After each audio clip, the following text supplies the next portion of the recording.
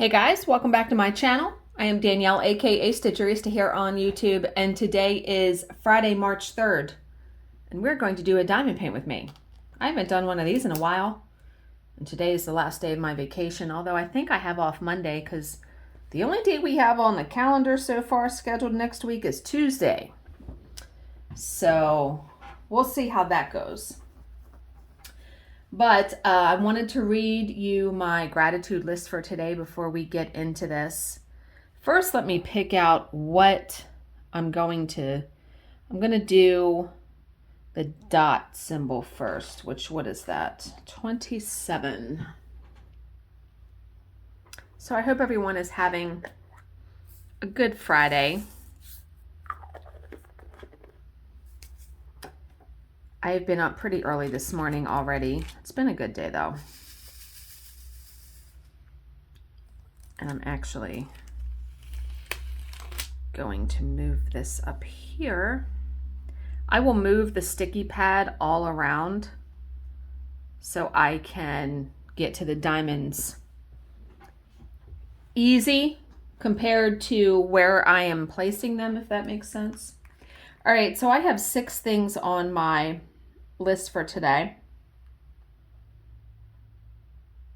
Number 1 is I was able to see my dad. I'll talk more about that in a second, but I saw him for breakfast and I did his taxes today. Number 2, that I was able to catch him to give him back his phone, and I will tell that story in a second.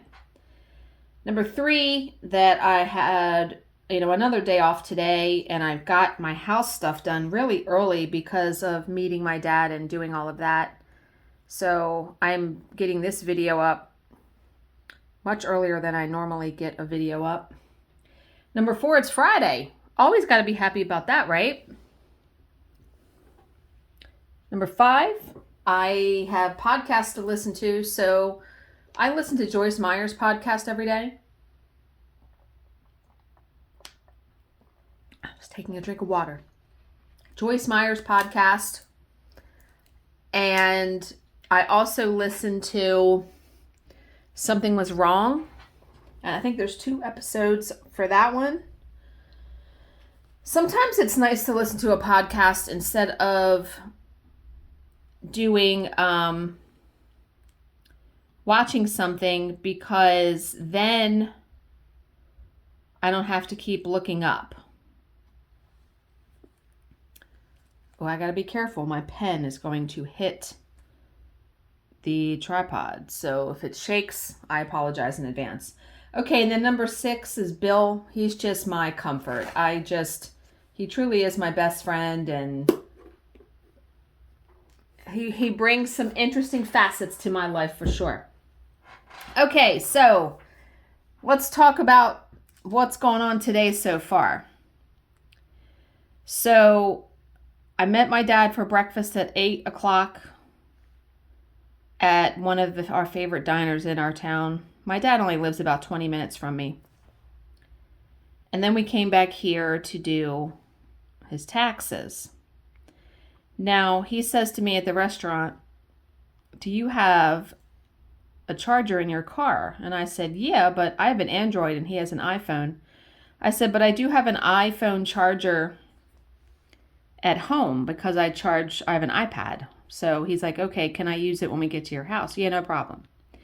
So we get back here and I plug his phone in. Now, my desk is pretty long. If you've ever seen my desk, it's long. So we sit at one end and my charger was on the other end. Very thirsty today. So I feel like I need to I set the water bottle next to me. So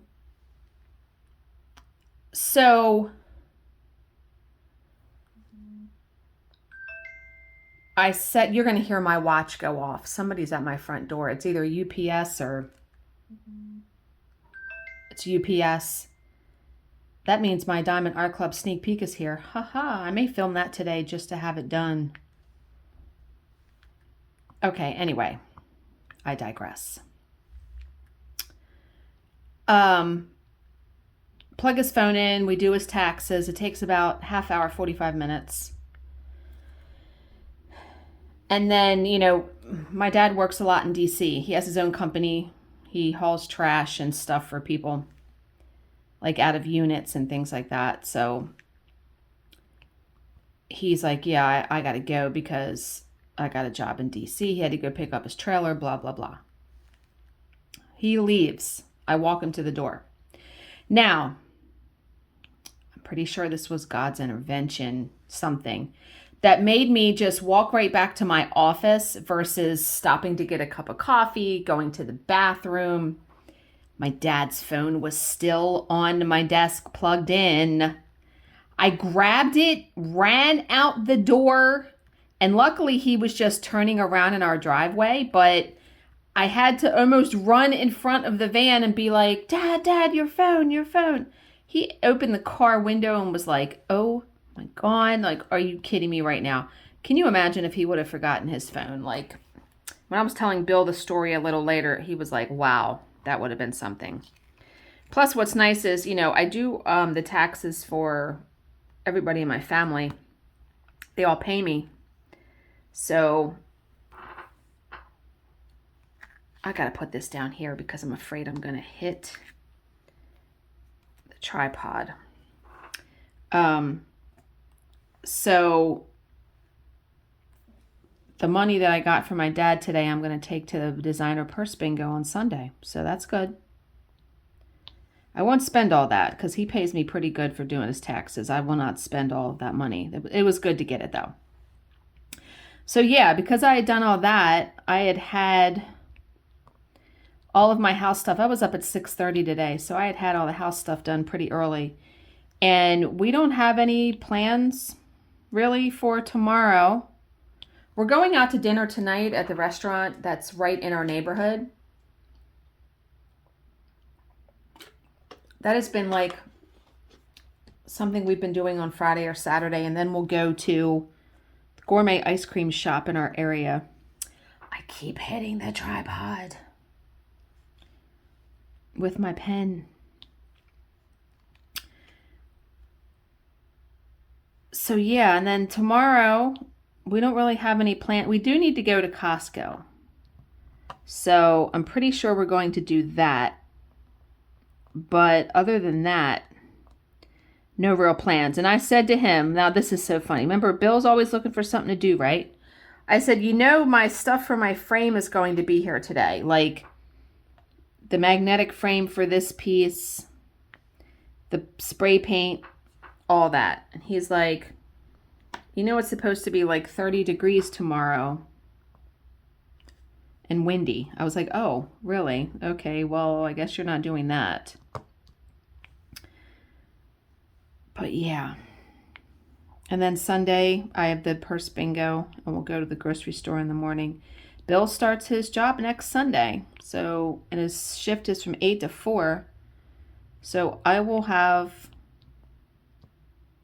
all day to myself. I will be going to the grocery store myself, so I'll be doing that in the morning. But yeah, I will have Sundays to myself now. Bill is always so bored anyway, just sitting at home. So yeah. So let's talk about I have a true crime story to read. I know, it's been a minute, hasn't it, since I've done one of those. I try to look at the Facebook groups for diamond painting and cross stitch once every couple days. I used to look every day, but I don't anymore. And I looked today, and someone said they weren't going to buy any more kits from Diamond Art Club. The one they had was a partial, and they didn't know it was a partial. And the drills were staticky. The bags weren't in numerical order or in any kind of order. And there was like 231 comments. When I see a post that has 231 comments. I usually click on it. And just like anything else, someone summed it up pretty good and said, you know, to each their own. I mean, Diamond Art Club isn't perfect. Get off there, Fuzz.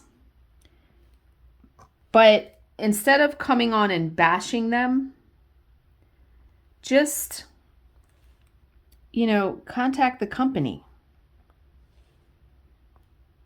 I don't know. A lot of people came on there and they started attacking this one woman that said something. And it turned into like this ugly bloodbath on there. I just couldn't get over it. And you know, I immediately thought to myself, these people need to be prayed for. That is literally what I thought. I have never, and I've been online for a long time now, long before I did YouTube. Because before YouTube, we used to have blogs. You guys remember that? Yeah. That's how I met people like Vanna. And that's how I wound up connecting with Jill, really, because she had a blog also. I am telling you what. Let me pause and try to do something here.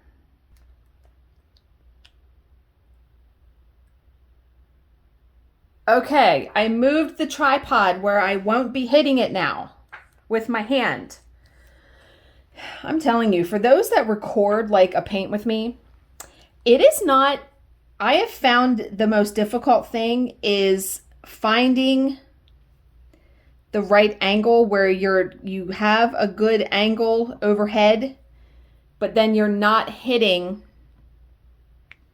your hand on the tripod. And the tripod I have is like a bendy one that clips to the table, and it's from Amazon. Okay, this is much better. I can do this whole thing. My hand is not anywhere near the tripod now, so I will not be hitting it, and you get a good clear view. Okay. But yeah, in all the years I've been on social media, I have never left someone a negative comment on a video, or I have never left a negative comment on Facebook on someone's post. I find it astounding how many people just cannot help themselves with commenting something negative. Or even as something as simple as making a comment about what you're eating. If you literally cannot, and I've just started, first off, I will not heart or like those kinds of comments on my channel anymore. I used to just heart every comment. No. Most of the time I just delete it. I don't even play anymore, seriously. It's just, it's so easy to be kind, truly, that I just don't understand. And people that, let me tell you, people that dislike Diamond Art Club really dislike them. There's like no in between. And I don't understand like the utter hate for them by a bunch of people. And, but you know what? The great thing about this craft is there are so many companies out there available. All right, let's do I usually do all the black. What am I doing? I'm not following my own thing, but we're going to do something different today. I'm going to do the 10.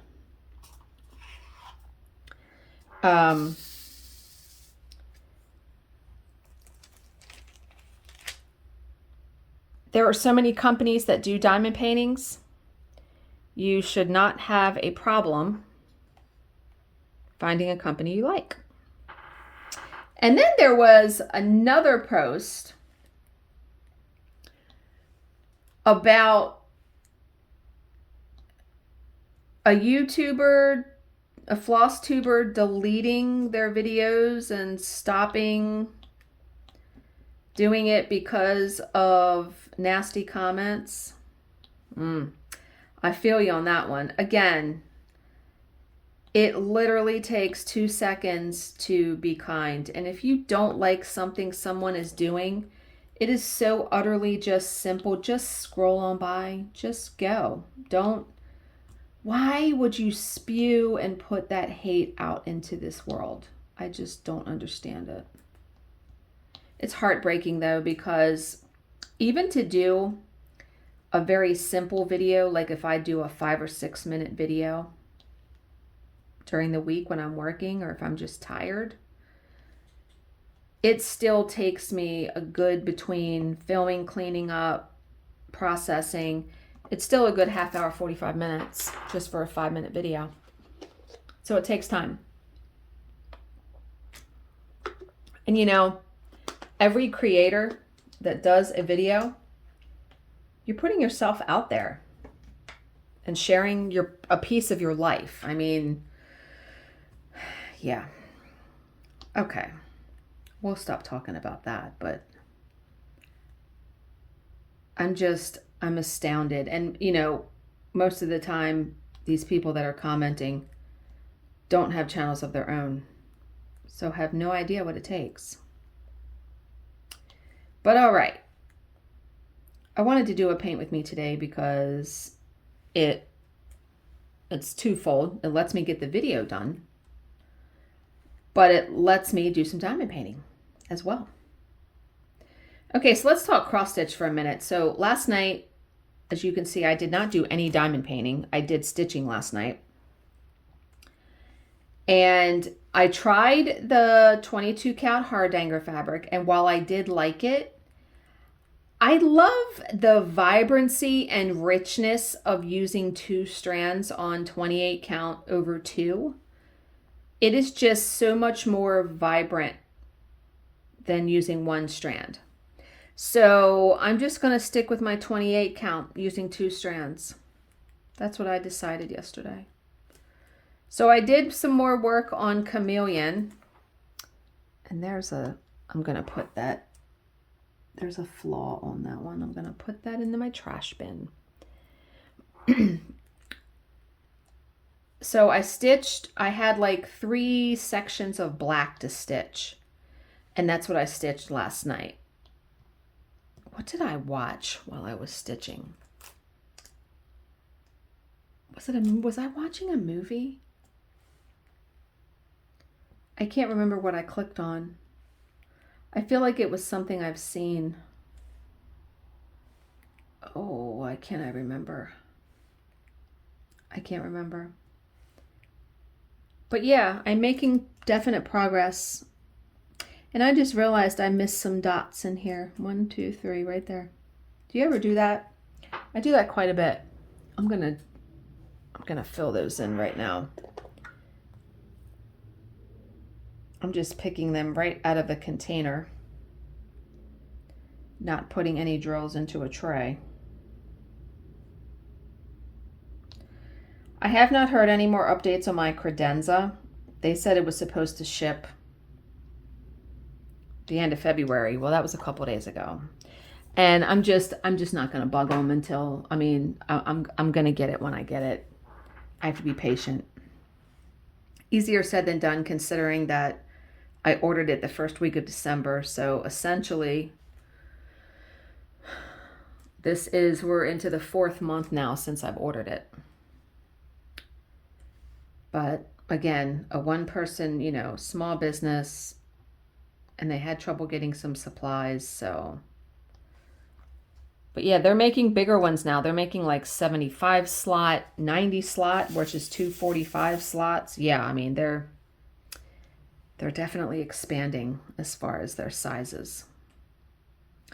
Okay, let's get into the true crime story. So this is a cold case that's been solved. So what's nice about it is we will have a resolution at the end of it. So I like those. This one is called Purgatory. In the small town of West Gardner, Maine, in the early 1970s, the Dill family was living an idyllic life. The 6 siblings and their parents were exceptionally close, making for a happy family unit.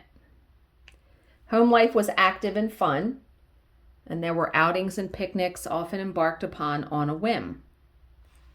The town itself was quaint, picture book pretty, and safe.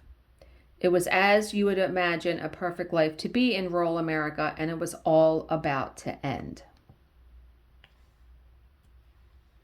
At around 9 a.m.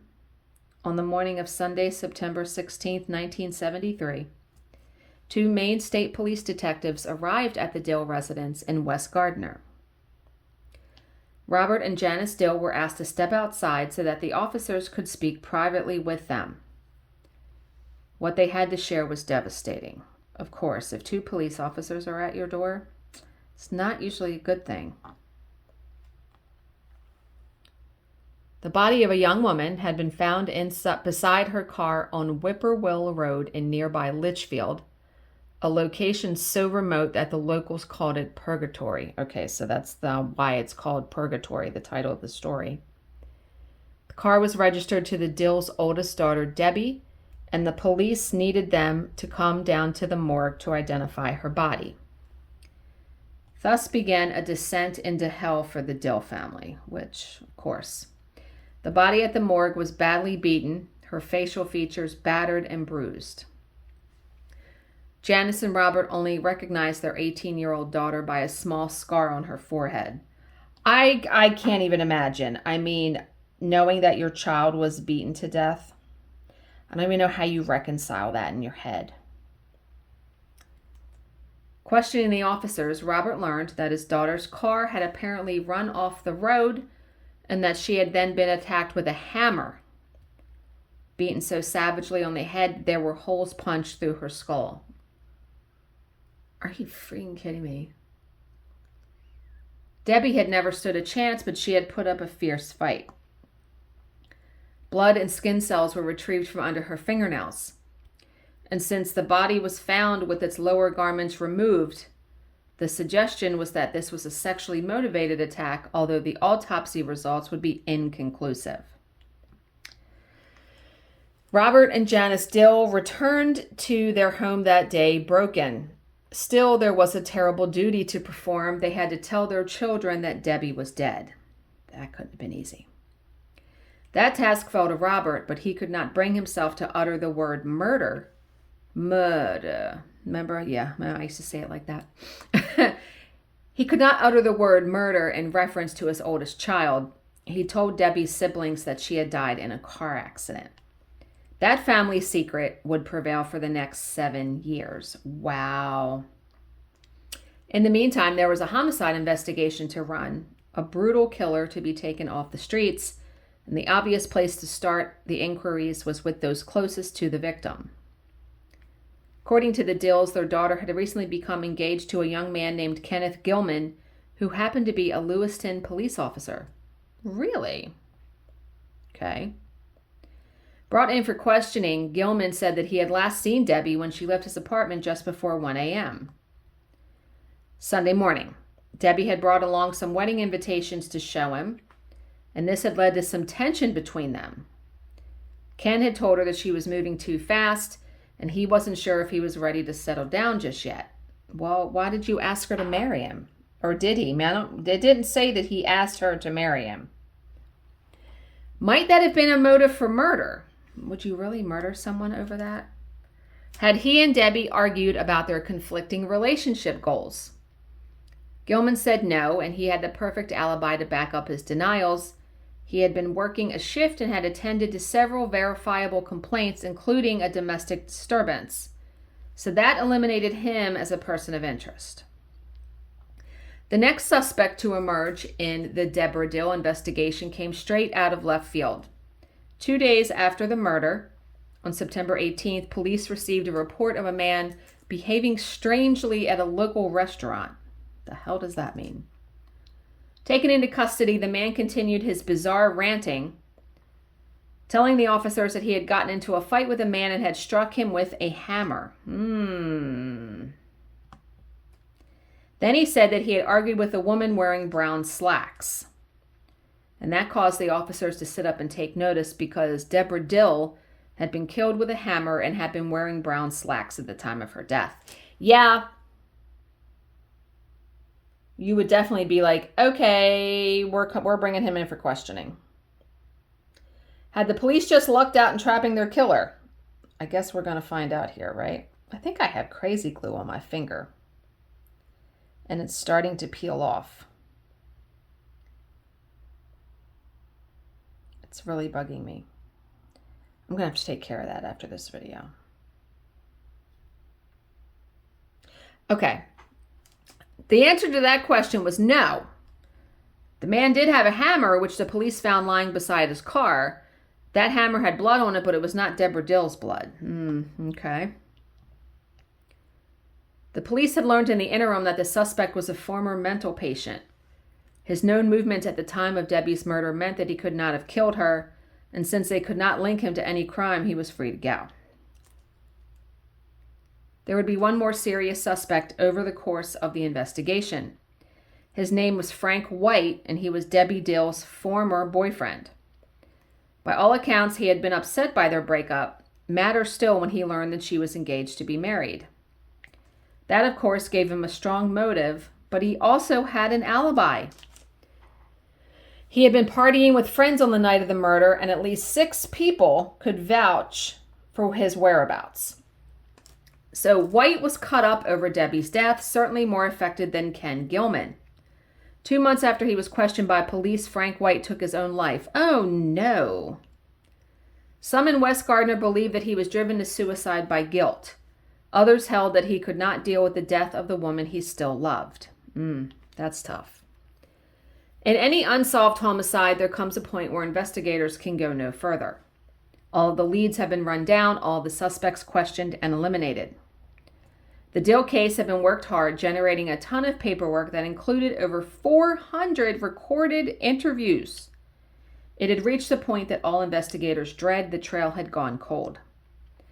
It would remain so until 1986. So this was what? 1973. No. What year was this? It was, well, it said early. Yeah, 1973. So 13 years it was cold. Okay, so it would remain cold until 1986, when it landed on the desk of Detective Stephen Drake, newly assigned to the Maine State Police's Cold Case Division. Eager to make his mark on a case that most considered unsolvable, Drake worked the clues hard, keeping at it for 2 years solid. Wow. Going over every scrap of evidence. Then in 1988, so now we're 15 years, he got an unexpected break. It came via a telephone call from the Bridgeport Correction Center in Connecticut, where a prisoner had confessed to killing a man in a bar fight in Maine back in 1973. The inmate who had made this admission was a habitual criminal named Michael Boucher, a name that meant nothing to Drake at that time. And the confession that he had made appeared false. Try as he might, Drake could find no record of a fatal bar fight during the time frame mentioned. Then Drake started looking into Boucher's background, and what he found made him sit up and pay attention. For starters, Boucher was a man with a long history of violence against women. Second, he was a native of Lewiston and had been living in the area at the time that Debbie Dill was murdered. So was it possible that he might have been involved? Yeah, I would say. To test that theory, Drake tracked down one of Boucher's victims, a woman named Emily Campbell. The attack on Emily Campbell had occurred in the early morning hours of June 4th, 1974, 9 months after Debbie Dill was bludgeoned to death. Emily had worked a late shift that night and was driving home when she was rear-ended by another vehicle. And you know, that is something very scary. If you're ever hit, stay in the car until you can call police, especially if you're by yourself. Thinking that it was an accident, she pulled over. The other vehicle then stopped behind her with the driver remaining inside. Emily took a notepad out of her glove compartment and got out of her car so that she could write down the other driver's license plate number. And she was doing that when the driver suddenly emerged holding a length of steel pipe. God. Emily was struck several times but managed to get back into her vehicle. She kicked at her attacker as he tried to drag her out and was able to fend him off while she got the passenger door open. Then she was out the other side and running before her attacker could round the vehicle to stop her. Fortunately, she could remember his license plate number and later passed it on to the police. She was also able to pick out Michael Boucher from a photo array. Okay. This technique, called bump and run by the police, is a common tactic employed by certain rapists. Boy. They deliberately drive into the vehicle of an intended victim, hoping they'll take it as an accident and pull over. Now Detective Drake had to wonder whether the same technique had been used on Debbie Dill. An examination of the crime scene photos confirmed that it had. There were noticeable impact marks on the rear bumper of Debbie's car. That confirmed the MO. Now Drake had to see if he could place Boucher at the scene. And so Detective Drake tracked down one of Michael Boucher's former wives, a woman named Anita. She was more than willing to cooperate, and what she had to say was illuminating. In the early morning hours of September 16, 1973, Boucher had arrived home covered in blood, his hands cut and bruised. Good Lord. He claimed that he had been involved in a fight and handed his bloody clothes to his wife, telling her to wash them right away. Later that morning, he asked her to help him clean his car, and while doing so, she discovered a hammer under the driver's seat. It was covered in red, rust-like stains, and so she asked if she should wash it, and Boucher said no, he was going to get rid of it. Months later, Boucher would confess to his wife that he had lied about the fight. He told her that he'd driven a woman off the road and beaten her to death. The woman, he claimed, had insulted him after they met in a donut shop. Anita wasn't sure if she believed him, but she knew what her husband was capable of. In fact, she was so terrified of Michael Boucher that she continued to keep his secret even after they divorced. Wow. This was explosive evidence, but Drake knew that he would need something to corroborate it, some means of linking Boucher to Debbie Dill. Remember the DNA under her fingernails? Yep, I'm sure that's going to be it. And so the detective obtained a warrant for Boucher's last known address. It was here in the garage that he found what he was looking for. The killer had kept trophies from the many women he had victimized over the years. Among those was an invitation to an event that would never happen, the wedding invitation that Debbie had so excitedly shown to her fiancé on the night that she died. Wow. Investigators now believed that they could piece together the last hours of Debbie Dill's life. After leaving Ken Gilman's apartment, the young woman had driven towards her parents' home in nearby West Gardner. On the way there, she had made the fateful decision to stop at a donut shop. Now, this is like 1 a.m. I don't think I would be making any stops where I had to get out of my car. Like, I remember like going out with some friends and stopping at McDonald's maybe at like midnight or whatever, but it was a drive-through and I wasn't getting out of the car. She wanted to surprise her siblings with a treat at breakfast. Oh, man. It was at the donut shop that Michael Boucher spotted her, and when Debbie drove away, he followed. Whippoorwill Road was a familiar shortcut for Debbie, but on this night, it played right into the hands of her pursuer.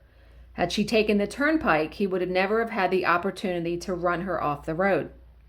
As it was, he hit her from behind, causing her to pull over. Then, as Boucher approached her vehicle, Debbie must have had a premonition of danger because she drove off again. Really? But that only served to anger Boucher. When he rear-ended Debbie for a second time, it was with enough force to send her vehicle careening off into the bushes.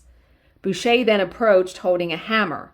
He pulled Debbie, kicking and screaming, from the car and launched a frenzied attack, causing irreparable damage to her skull.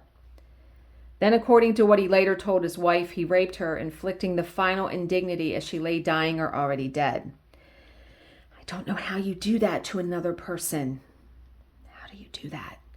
The Maine police were now confident that they had their man. However, it would take a laborious 2-year process before Boucher was eventually extradited to stand trial. Court proceedings began in the summer of 1991 and resulted in a guilty verdict and a sentence of life in prison. The sentence, however, fell under the statute in place at the time of the murder, and that meant that Boucher would be eligible for release in just 10 years. While that does not seem like enough time. Michael Boucher has come up for parole 5 times. On each of those occasions, Debbie Dill's siblings have appeared before the board to oppose his application. They have vowed to continue the fight until Boucher eventually dies behind bars.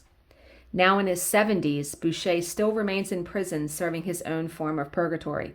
Good for them coming there and on his parole hearings. Good for them. He does not deserve to be out at all. How long is this video? Okay, how about we read one more? Ha-ha! You're going to get 2 for 1 today. How about that? That was a good one, though. I love the cold cases because we know there's a resolution. I like ending it knowing that it's solved. Oh boy, this one's called Cookie Monster. Okay. In the neighborhood of Lakeland, Florida, where she lived, Anna Houston was known as the Cookie Lady.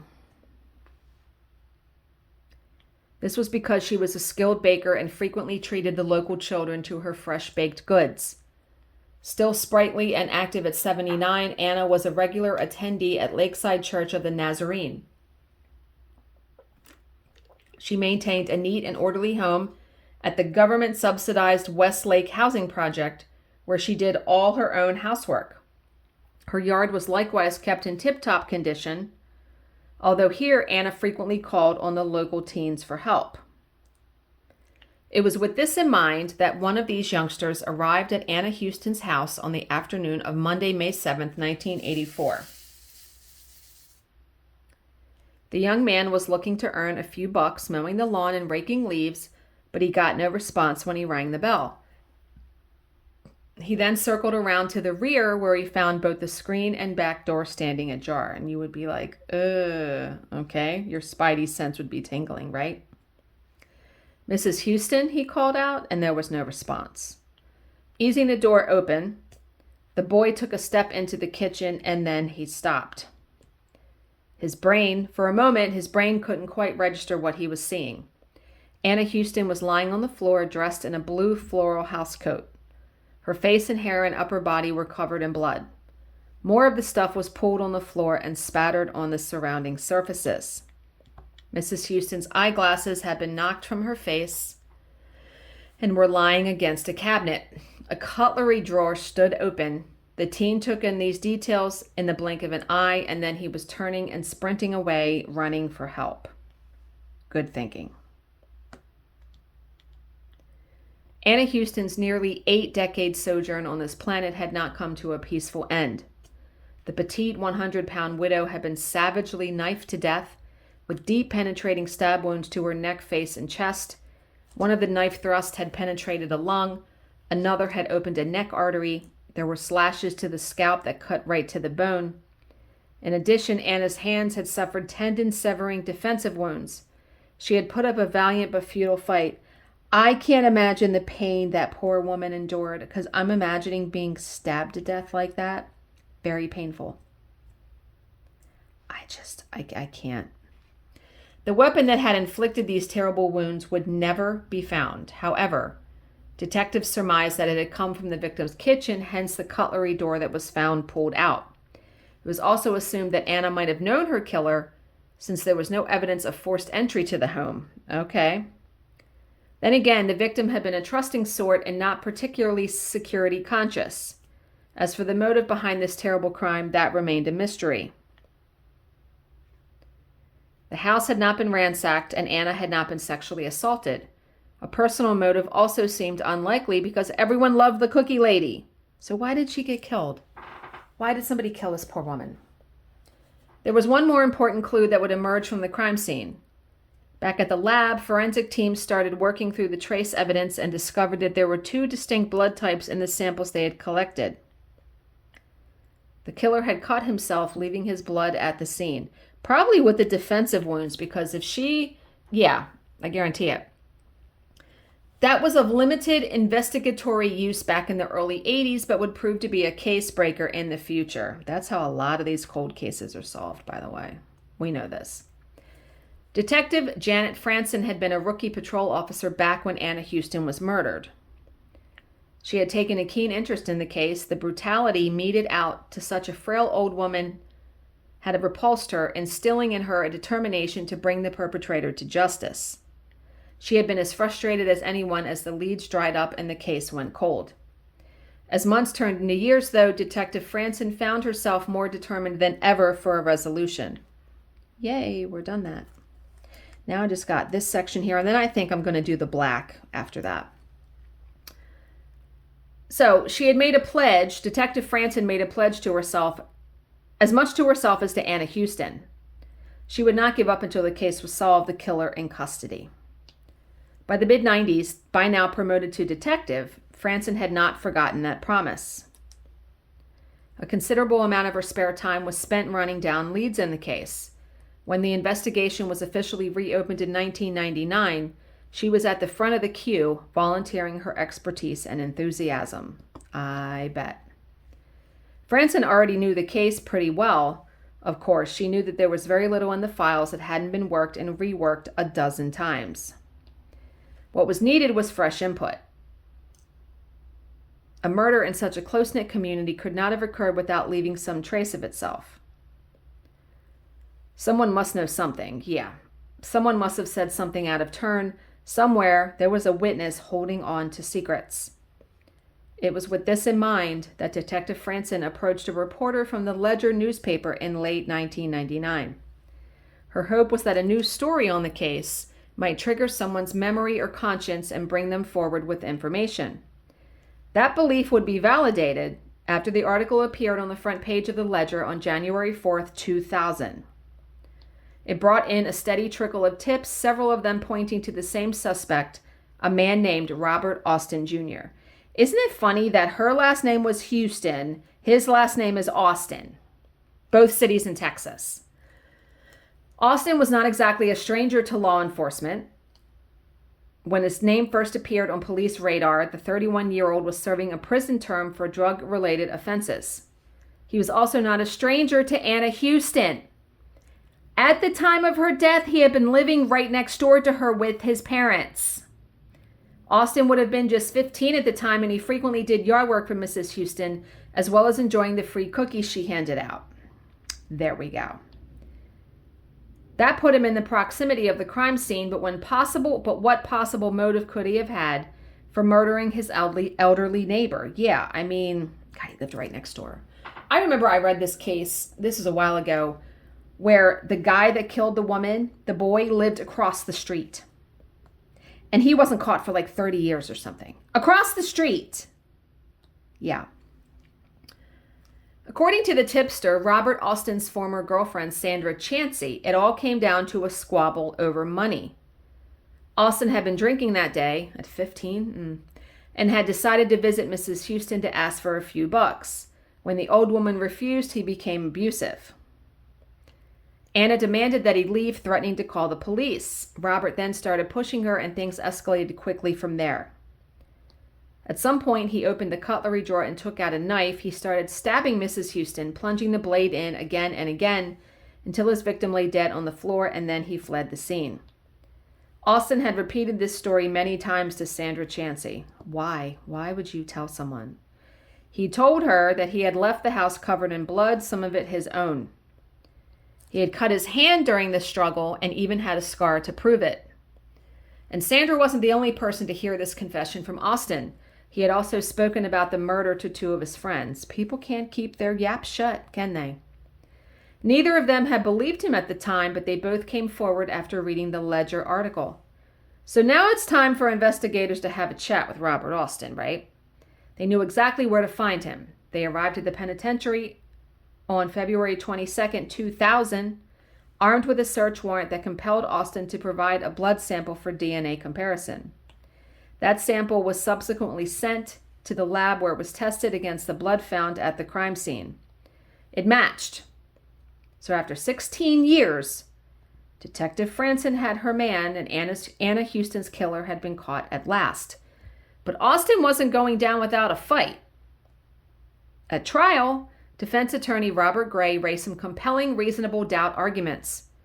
The first of these was that Austin had been inside the Houston residence on several occasions, and that it was therefore no surprise that his DNA was found at the scene. The second was to offer an alternate suspect, a former neighbor of Anna Houston, now deceased. According to Gray, it was this individual who was the killer. He supported this assertion by suggesting that Mrs. Houston had been killed during a sexual assault. Unfortunately for Gray, neither of his arguments held up under scrutiny. There was zero evidence that a sexual assault had taken place. Gray's claim that semen had been retrieved from the victim's body was blown out of the water when an agent of the Florida Department of Law Enforcement took the stand and testified that this was not the case. A vaginal swab had been performed but had turned up no trace of seminal fluid. Yeah, you're not getting any more conclusive than that. Gray's argument that the presence of Austin's DNA could have an innocent explanation was similarly flawed. Had the DNA been lifted from a surface area or a light switch or drinking glass, then the logic might have worked. But this was DNA found in blood that had been retrieved from a victim who had been viciously knifed to death. There was only one way that it could have gotten there. Austin had cut himself during the act, and he still had that scar that he liked to show off while boasting about savaging and killing an elderly woman. Yeah, let's brag about that. No. Robert Austin Jr. was convicted of first-degree murder and sentenced to life in prison. A self-inflicted wound and an extremely persistent detective had brought him to justice. But for that, he would have gotten away with murder. He would have gotten away with it too if, yeah, wow. It's amazing, these cases that are solved 15, 20 years later. That poor woman. These poor people. There is some savage crime that's committed out there, so please, everybody, be careful. I'm going to end here because we're at about 47 minutes. So I hope you enjoyed these 2 true crime stories and enjoyed seeing me do some diamond painting. As always, if you have any questions, please leave them in the comments section below, and I will answer them to the best of my ability. Thank you so much for watching and subscribing, and I will see you in my next video. Bye, guys.